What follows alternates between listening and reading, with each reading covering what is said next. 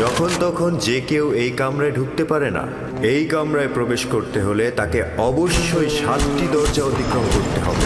এই 7টি দরজা শক্তভাবে তালাবদ্ধ থাকে, আর তালাবদ্ধ অবস্থায় যে কেউ চাইলেই সেখানে প্রবেশ বা বাহির হতে পারে না। আর এই দরজাগুলোর চাবি শুধুমাত্র বানু জুলেখার কাছেই সংরক্ষিত থাকে।